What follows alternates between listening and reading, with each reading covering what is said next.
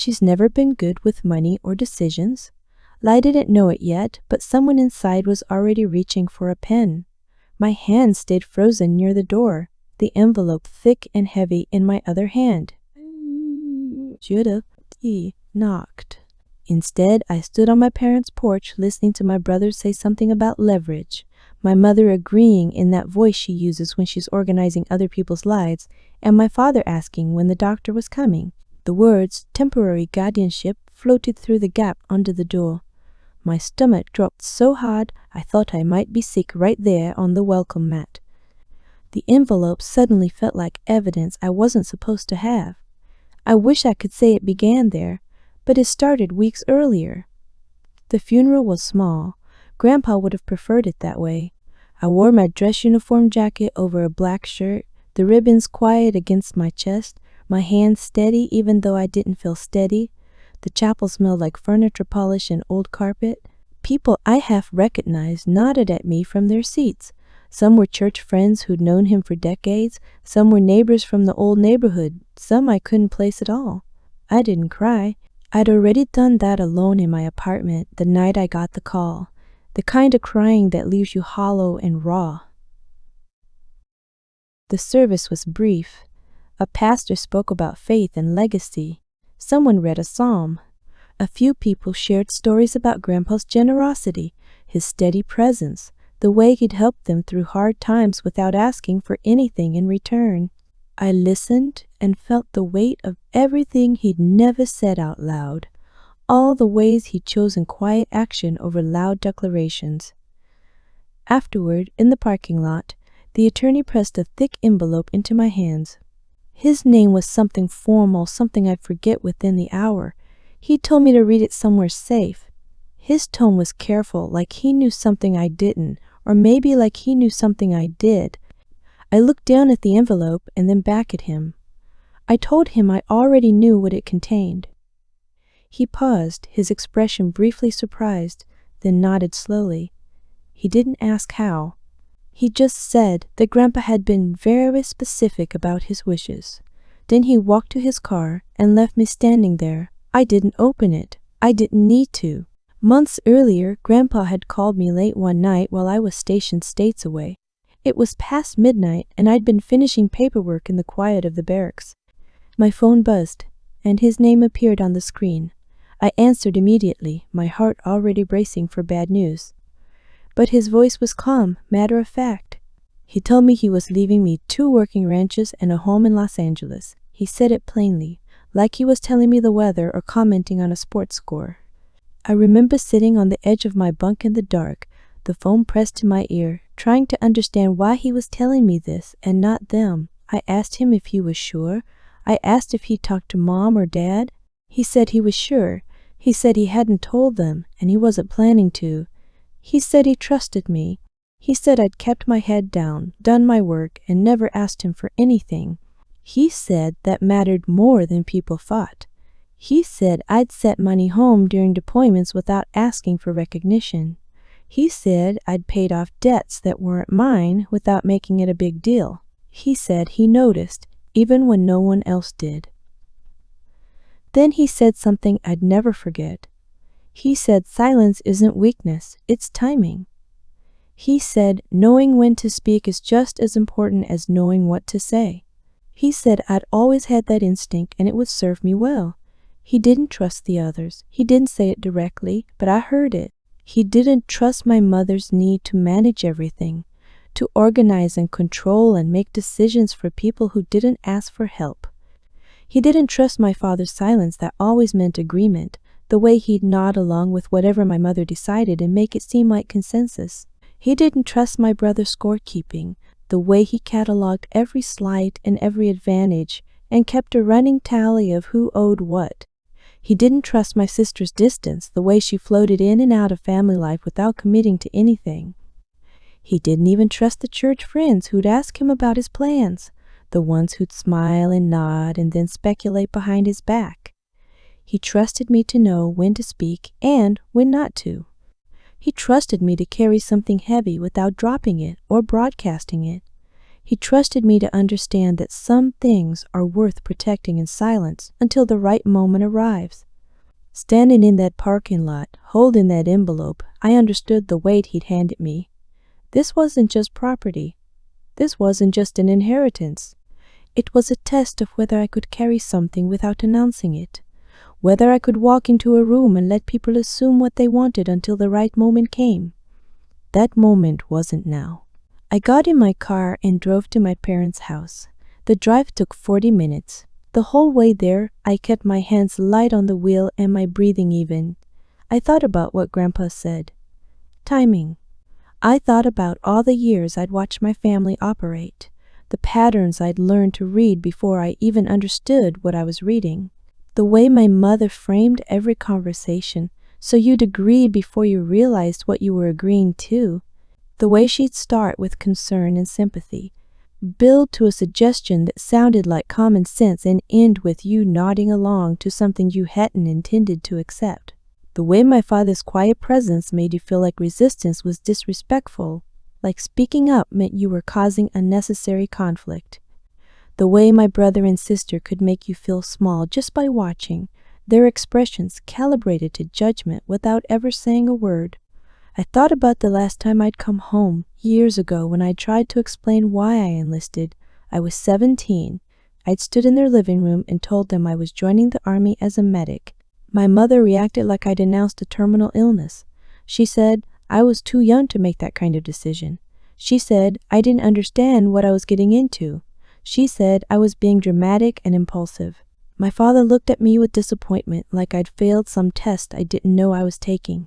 My brother laughed and said I'd be back in 6 months. My sister just shook her head and left the room. I went anyway. I served. I deployed. I sent money home when I could, even though they never asked for it and barely acknowledged it. I paid off debts my brother had racked up, debts that somehow became family obligations. I helped with medical bills and car repairs and emergencies that were never quite explained. I did it quietly, because that's what you do. You help your family. You don't keep score. But they kept score. They kept track of every decision I made that didn't align with their expectations. They kept a running list of my failures, my shortcomings, my recklessness, and somehow, despite everything, I was still the one who needed supervision. I knew what they'd want now. I knew what they'd assume. And now, standing outside their door, listening to them plan, I knew what they were planning. The voices inside shifted. Someone was moving toward the hallway. I took one breath, then knocked. My mother opened the door fast, her face already arranged into concern. She pulled me inside before I could say anything, her hands on my shoulders, her voice soft and urgent. She said I looked exhausted. She said I shouldn't have driven. She said I should sit down. My father appeared behind her, solid and solemn, nodding his agreement. My brother leaned against the wall near the kitchen, arms crossed, watching me like I was a problem he was already solving. My sister sat in the chair by the window, her face neutral, her phone in her lap. I let my mother steer me to the couch. I sat down slowly, keeping my jacket on, the envelope tucked under my arm. I made myself look small, tired, hollowed out, like someone who didn't have the energy to fight, someone who just needed to be told what to do next. My mother brought me water in a glass I recognized from childhood. She fussed with a pillow behind my back, adjusting it twice, even though it didn't need adjusting. My father sat across from me in the armchair, his hands folded in his lap, his expression grave. My brother stayed where he was, arms still crossed. My sister glanced at her phone, then back at me, then at the envelope under my arm. My mother sat down beside me. She put her hand on mine. She said, I shouldn't make any big decisions right now. She said grief makes people do things they regret. She said it was important to take time, to think carefully, to not rush into anything. My father nodded slowly, as if she'd said something profound. I nodded too, slowly, like I was considering her wisdom and finding it sound. Then my brother spoke. He asked what the attorney said. His tone was casual, but his eyes were sharp. He asked if there was paperwork. He asked if I knew what I was supposed to do next. He asked if Grandpa had left instructions. I looked at the envelope in my lap. I let the silence stretch just long enough to feel uncomfortable. Then I said I wasn't sure. I said it might not be good news. I said there were probably taxes, legal fees, responsibilities I didn't understand.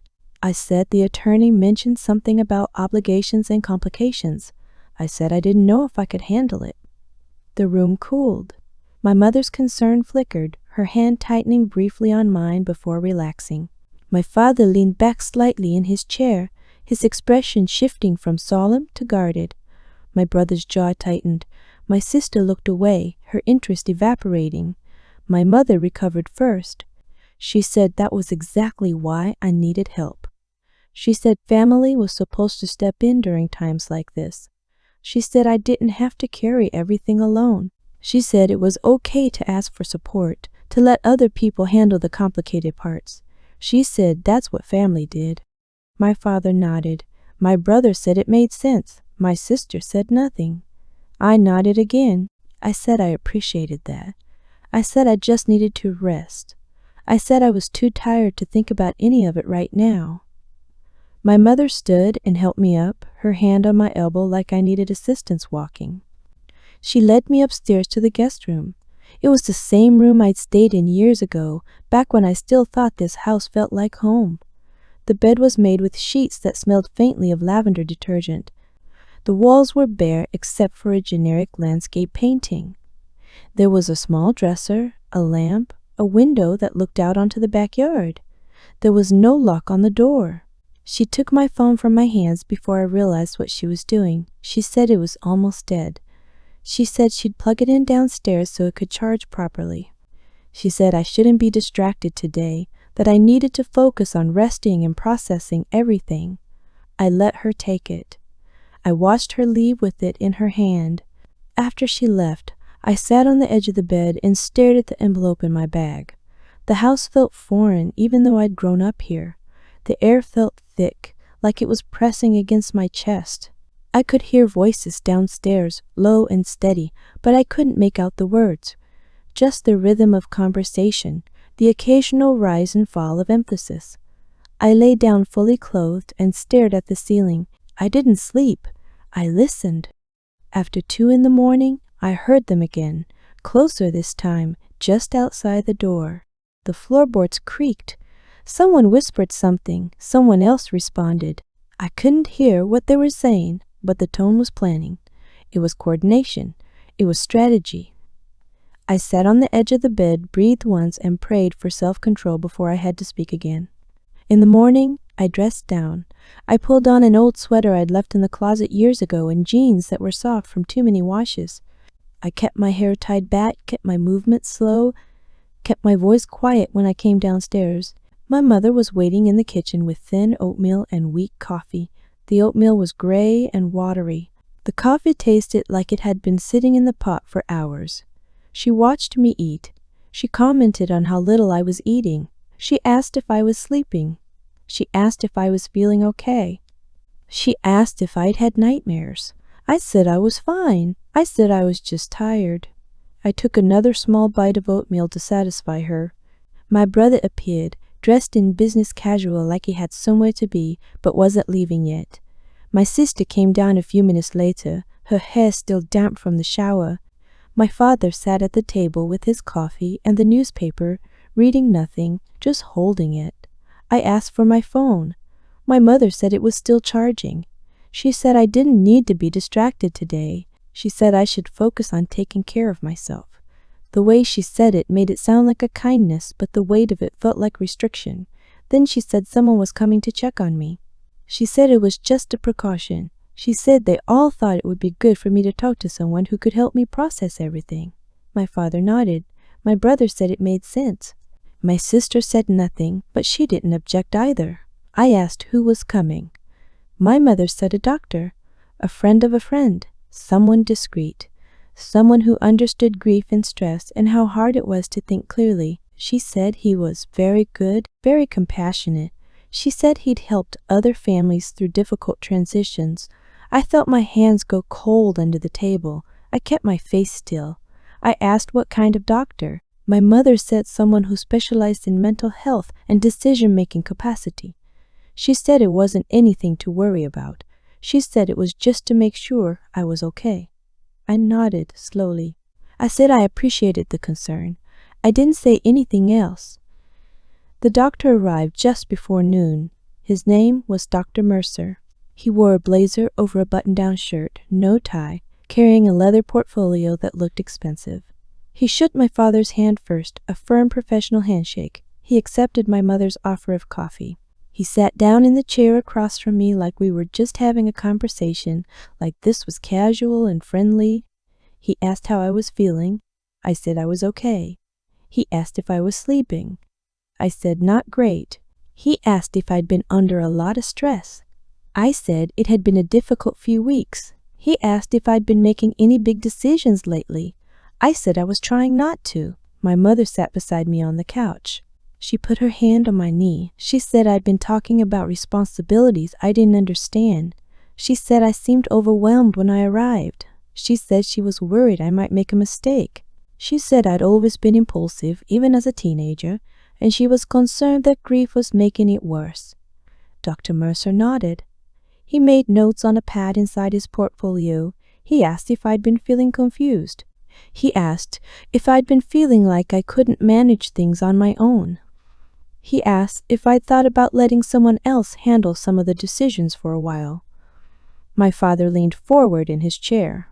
He said I'd always had trouble with big decisions. He said I'd enlisted without really thinking it through. He said I'd moved around a lot, never settled down, never planned for the future. He said he and my mother had always worried about my judgment. My brother added that I'd never been good with money. He said I'd asked for help before, though I couldn't remember when. He said it made sense that I'd need help with something this complicated. I looked at Dr. Mercer. I looked at my mother's hand on my knee. I looked at my father and my brother and my sister, all of them sitting there watching me like I was a problem they were solving together. I asked Dr. Mercer if I was being evaluated for a guardianship. The room went silent. Dr. Mercer shifted in his seat. He glanced at my mother, then back at me. He said that wasn't exactly the term he'd use. He said it was more about making sure I had support. He said temporary arrangements could be helpful during difficult transitions. He said a lot of families found it useful to have structure during times of grief and stress. I asked if I'd consented to this evaluation. I asked if he had my permission to be here. I asked if anyone had told him I'd agreed to this. He didn't answer right away. He looked at my mother again. She started to speak. I cut her off. I stood up. I said I didn't consent. I said I didn't need an evaluation. I said I appreciated his time, but he needed to leave. I said it clearly, calmly, without raising my voice. Dr. Mercer closed his portfolio. He stood. He said he understood. He said if I changed my mind, he'd be available. Then he left without another word. After the door closed, my mother said I was being dramatic. She said I was proving her point.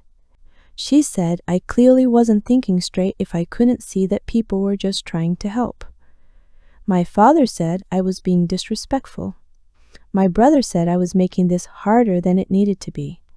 I reached into my bag and pulled out the envelope.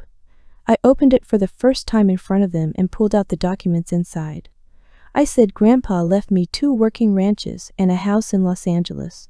I said I knew exactly what I was managing. I said I didn't need help. I said I didn't need supervision. I said I was perfectly capable of handling my own affairs. The room changed. My mother's face went soft. Her anger evaporated. She said she didn't realize. She said that changed things. She said we should talk about it as a family. She said maybe she'd been too quick to worry.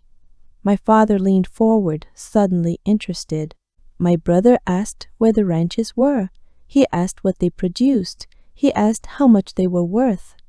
My sister finally looked at me with something like interest, her phone forgotten in her lap. My mother said, Los Angeles. She said it slowly, like she was tasting something expensive. She asked if I'd seen the house. She asked what neighborhood. She asked if I needed help managing any of it.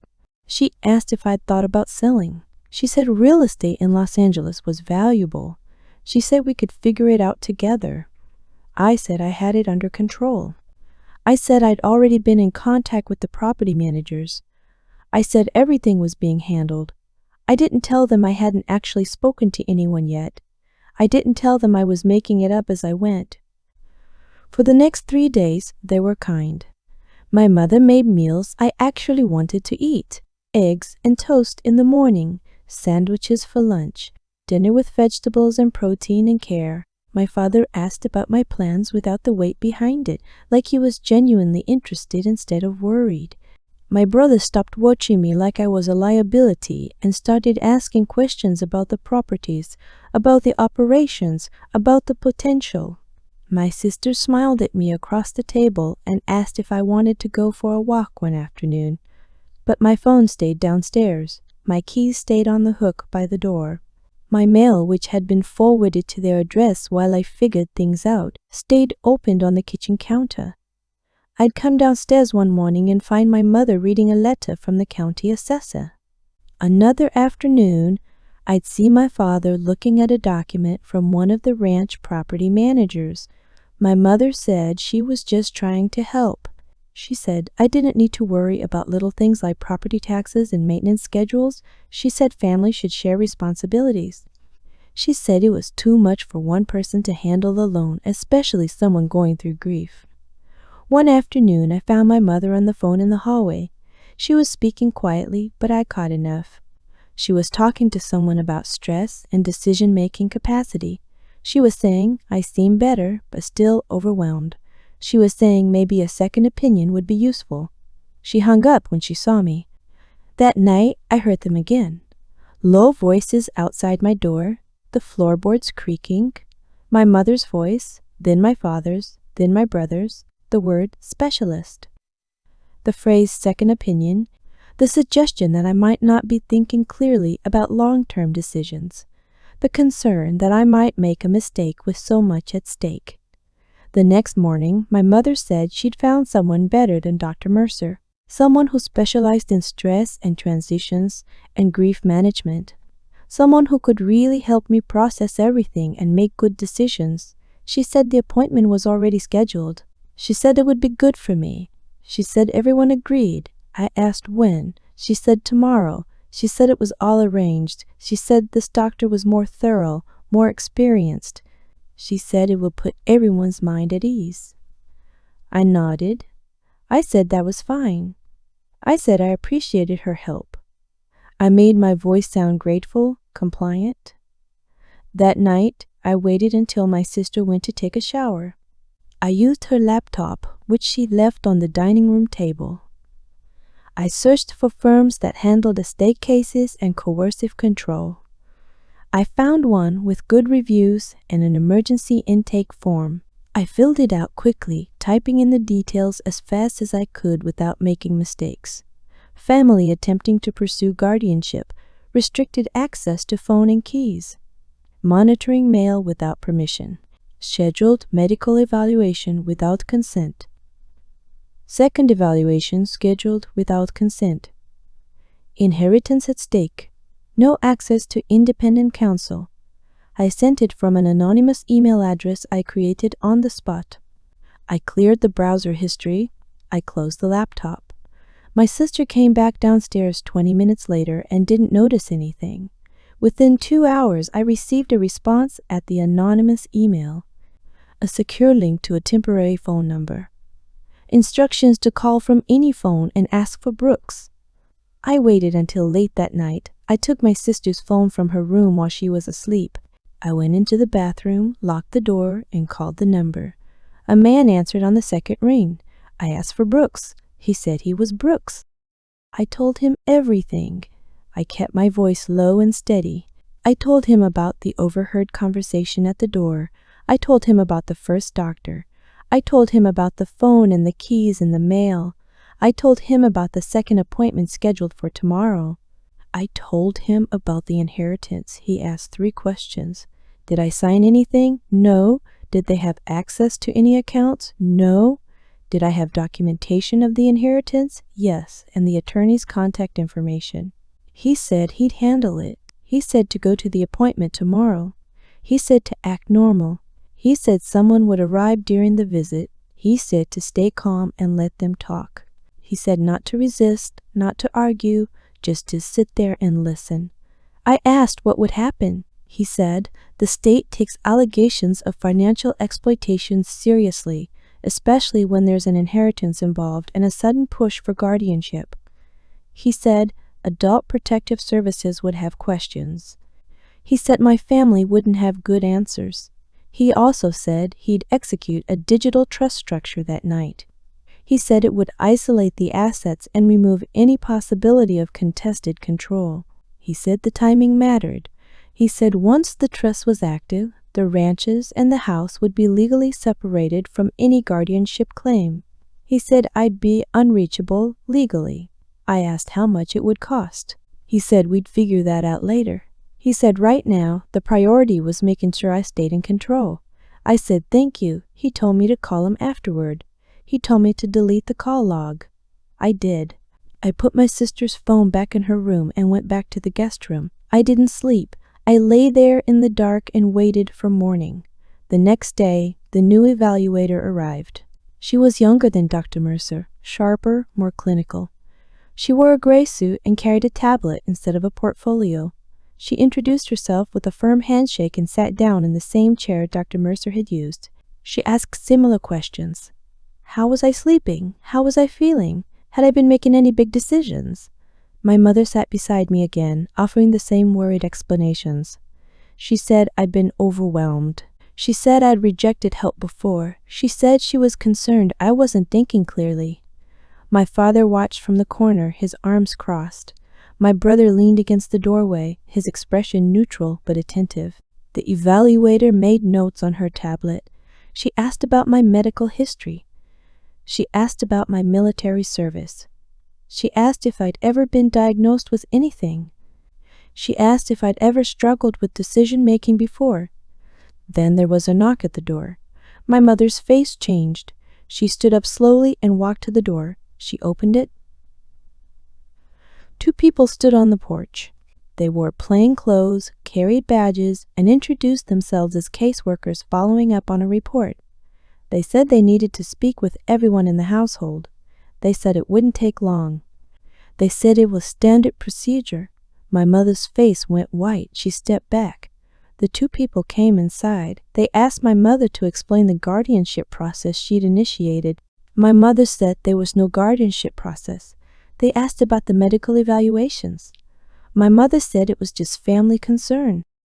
They asked why my phone had been taken. My mother said it was charging. They asked why my mail had been opened. My mother said she was trying to help. They asked my father if he was aware of the inheritance. He said yes. They asked if he thought I was capable of managing it. He hesitated. They asked my brother if he'd been involved in scheduling the evaluations. He said he'd just been supporting his mother. They asked the evaluator if she had documentation of my consent. She says she'd been told I'd agreed. No one had good answers. They turned to me. They asked if I felt safe. I said yes. They asked if I wanted to leave. I said yes. They told me I could go. They told me I didn't have to stay. They told me if I felt pressured or coerced, I should let them know. I stood up. I picked up my bag. I walked to the door. I didn't look back. I didn't say goodbye. Outside, on the sidewalk, I called Brooks. He answered immediately. He said the trust was active. He said the ranches and the house were locked down. He said they couldn't file for guardianship now even if they tried because the scrutiny would be immediate and thorough. He said the financial motive was too obvious. He said the case would collapse under any real examination. He told me to find a hotel and stay there for a few days. He told me not to answer any calls from them. He told me to let things cool down. I stayed in a hotel for 2 nights. It was a clean, anonymous place near the highway, the kind where nobody asks questions and nobody remembers your face. I checked in under my own name with my own credit card, and the simple act of doing that, of making a decision entirely on my own without someone questioning it, felt like freedom. I slept 14 hours the first night, the kind of sleep that pulls you under and doesn't let go. When I woke up, it was past noon. Light was streaming through the gap in the curtains. For a moment, I didn't know where I was. Then I remembered I was out. I was safe. I was alone. I ordered room service, a burger and fries and a soda. Food I wanted, not food someone else thought I should eat. I ate it sitting cross-legged on the bed, watching some mindless show on television. I didn't think about my family. I didn't think about the house or the ranches or what came next. I just let my mind go blank and let myself exist without strategy or performance. The second day was harder. The adrenaline wore off and left me hollow. I felt the weight of everything that had happened. The betrayal, the manipulation, the months of Grandpa planning this in secret, knowing what they'd do. The days I'd spent in that house playing exhausted and compliant while they circled around me. The moment I'd stood up and said no, not knowing if it would work. I cried for a while. Not the hollow grief from the funeral, but something different. Anger and relief mixed together. Anger at what they tried to do. Relief that it hadn't worked. Grief that it had come to this at all. That my own family had looked at me and seen an obstacle instead of a person. Brooks called me on the third day. His voice was steady and professional. He said the case had collapsed. He said the family had dropped the second evaluation the moment Adult Protective Services started asking questions. He said they wouldn't pursue anything formal now. He said the combination of the trust structure and the scrutiny made it impossible. He said any attempt to file for guardianship would trigger an immediate investigation into financial exploitation, and they knew it. He said the trust documents were finalized. He said the ranches and the house were isolated in a structure they couldn't contest. He said even if they hired an attorney, which he doubted they would, there was no pathway to access or control. He said I was legally unreachable. I asked what would happen next. He said that was up to me. He said I could walk away entirely or I could set boundaries. He said either way, I needed to make it clear in writing. He said that way, if they tried anything else, there was documentation. He also said I needed to decide what kind of boundaries I wanted. Complete estrangement or limited contact. He said neither was wrong. He said it depended on what I could handle and what I wanted for my own peace. I thought about it for a long time after we hung up. I thought about my mother's voice at the door, my father's silence, my brother's scorekeeping, my sister's distance. I thought about whether I wanted to leave the door open at all. I thought about whether I owed them that, and then I thought about whether I owed them anything at all. I decided on limited contact, not because I wanted to reconcile, but because I wanted to control the terms. I wanted to make it clear that I was choosing the boundaries, not them. I wanted to make it clear that this was my decision, made from a position of strength, not weakness. I wrote it on a single sheet of paper at the hotel desk. I kept it simple and direct. I said I needed space. I said contact would be by email only for the foreseeable future. I said I was managing the inheritance independently with professional support. I said I expected my decisions to be respected. I said any further attempts to interfere, monitor, or control my decisions would be documented and, if necessary, reported to the appropriate authorities. I read it over 3 times. I made sure the tone was calm and clear, not angry or defensive. I made sure it didn't invite negotiation or argument. It was a statement, not a conversation starter. I drove back to their house the next morning. I'd rehearse what I'd do. I wouldn't go inside. I wouldn't engage in conversation. I'd hand over the paper and leave. I knocked on the door. My mother opened it. Her face was somewhere between anger and disbelief, like she couldn't decide which emotion fit better. She looked tired, older. For a moment, I almost felt sorry for her. Then I remembered the voices outside my door at 2 a.m. I remembered the doctor sitting across from me asking if I felt confused. I remembered Dr. Mercer's notes and my mother's hand on my knee, and the word guardianship floating through the air like it was reasonable. I handed her the paper. She took it automatically, her eyes scanning the first few lines. Her face changed. I watched her read it. I watched the realization settle in. I didn't say anything. I just waited.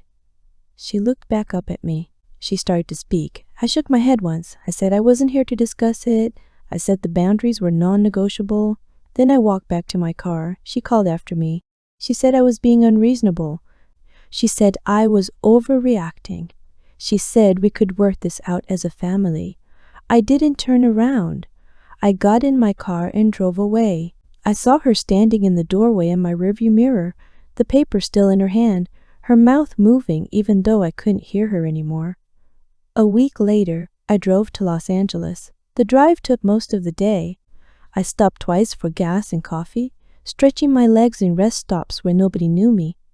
I felt lighter with every mile, like I was shedding weight I hadn't known I was carrying. The house was in a quiet neighborhood with wide streets and old trees, Spanish tile roof, cream-colored stucco walls, arched doorways that opened onto a courtyard in front.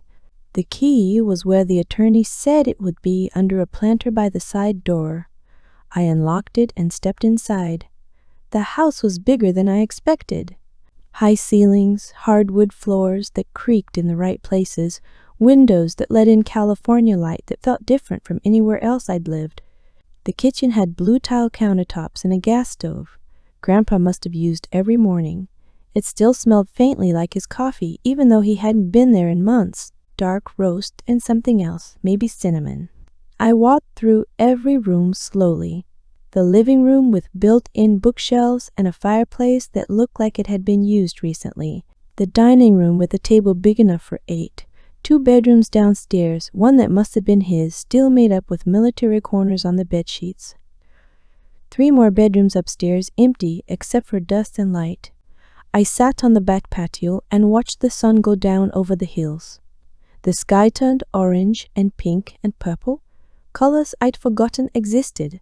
I thought about Grandpa sitting here drinking his coffee in the mornings, watching the same sky. I thought about him making the decision to leave this to me and not to them. I thought about what it cost him to keep that secret. I checked my voicemail. There was one message from my mother. Her voice was different from the anger at the door. It was careful now, measured, almost rehearsed. She said we needed to talk.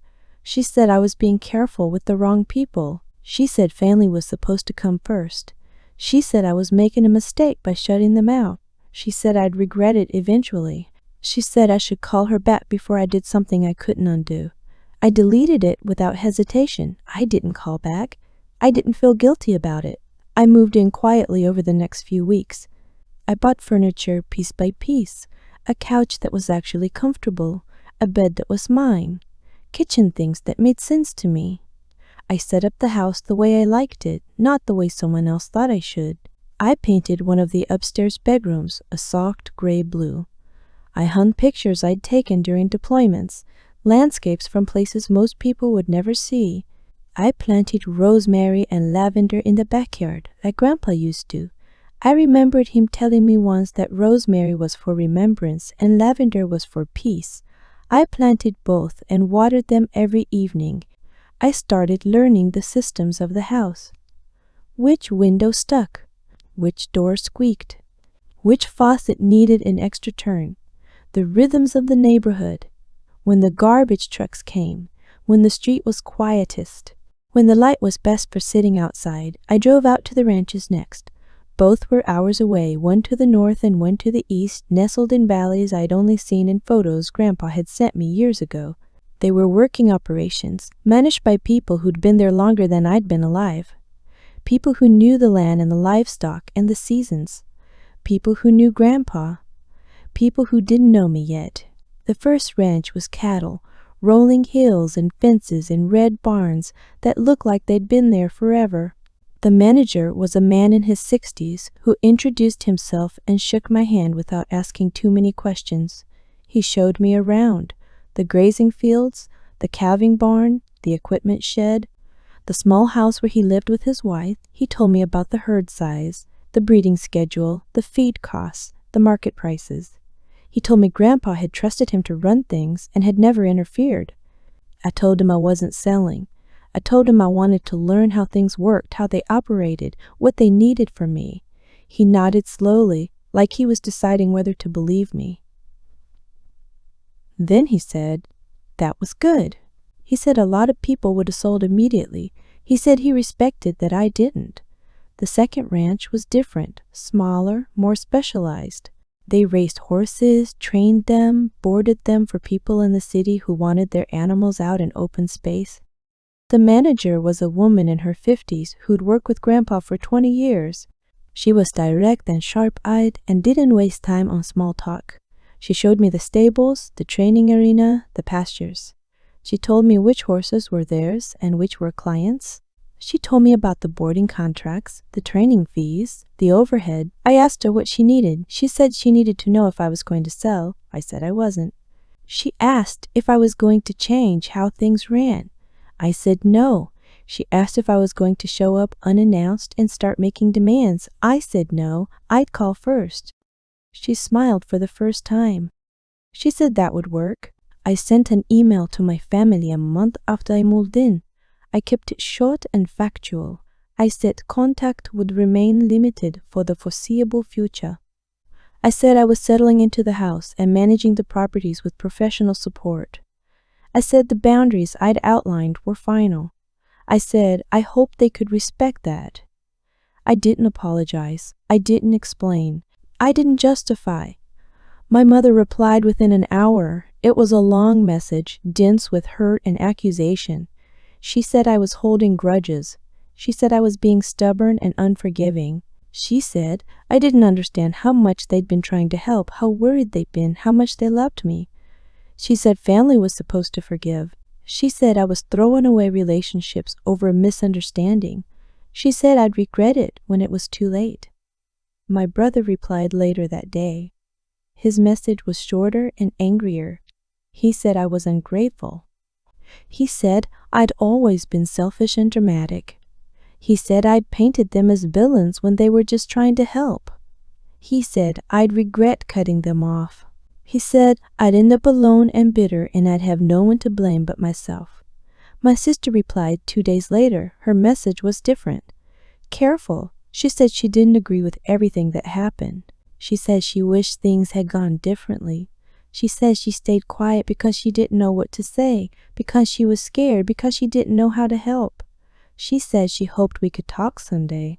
She didn't ask me to change the boundaries. She just said she was sorry things turned out this way. I read all 3 messages. I felt the pull to respond, to defend myself, to explain. Then I remembered the voices outside my door. I remembered my mother taking my phone.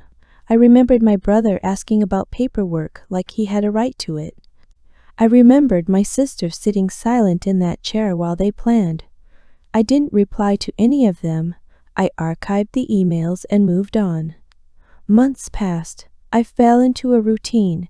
I worked part-time at a veteran support center in the city, helping other veterans navigate financial abuse and coercive family situations. The work found me, in a way. I'd been looking for something that felt purposeful, and I saw a flyer at a VA clinic one afternoon. They needed people who understood the military mindset and who dealt with family manipulation. I applied. They hired me within a week. The stories I heard were painfully familiar. Veterans coming home to families who saw their benefits and back pay as family money. Parents who tried to claim guardianship over adult children who'd served overseas. Spouses who isolated and controlled. Siblings who manipulated and extracted. The tactics were always the same: concern, love, family obligation, pressure disguised as help. I learned that what happened to me wasn't rare. I learned that predators often wear familiar faces. I learned that the people most likely to exploit you are often the ones who claim to love you the most. I learned that manipulation doesn't always look like cruelty. Sometimes it looks like a mother fussing with the pillow. Sometimes it looks like a father's quiet agreement. Sometimes it looks like a family meeting where you're the only one who doesn't get a vote. I learned that refusal without guilt is a kind of strength most people never get to practice. That saying no and meaning it without explaining or justifying or apologizing is one of the hardest things a person can do when the pressure comes from family. That walking away isn't weakness. That boundaries aren't punishment. that protecting yourself isn't selfish. I worked with a veteran in his 50s whose mother had tried to claim conservatorship after he was injured overseas. I worked with a woman in her 30s whose brother had convinced her to sign over power of attorney while she was recovering from surgery. I worked with a young man barely out of his 20s whose entire family had descended after his father died and tried to claim his inherited farm. Every story was different. Every story was the same. One afternoon, a letter arrived at the house. Real mail, handwritten address, my sister's handwriting. I almost didn't open it. I stood in the kitchen holding it for a long time, debating whether I wanted to know what it said. Finally, I opened it. She said she'd been thinking about everything. She said she didn't agree with what happened. She said she should have spoken up. She said she stayed quiet because she didn't know how to stand up to Mom and Dad, because she'd spent her whole life avoiding conflict, because she was scared of becoming the target herself. She said she watched them plan and didn't say anything because she told herself it wasn't her place, it wasn't her problem, it would work itself out. She said she was sorry. She said she understood if I didn't want to respond. She says she just needed me to know that she saw what happened and that it wasn't right. I read it twice. I felt something shift. Not forgiveness exactly, but recognition. She'd been in that house too. She'd learned the same survival tactics.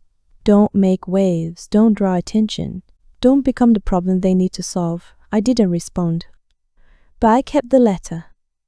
I folded it carefully and put it in a drawer in my desk. Maybe someday I'd want to respond. Maybe someday I'd be ready to have that conversation. But not now. I visited Grandpa's grave on a Sunday in the spring. The cemetery is quiet, the kind of quiet that feels intentional. I brought flowers, white roses, because they seemed right.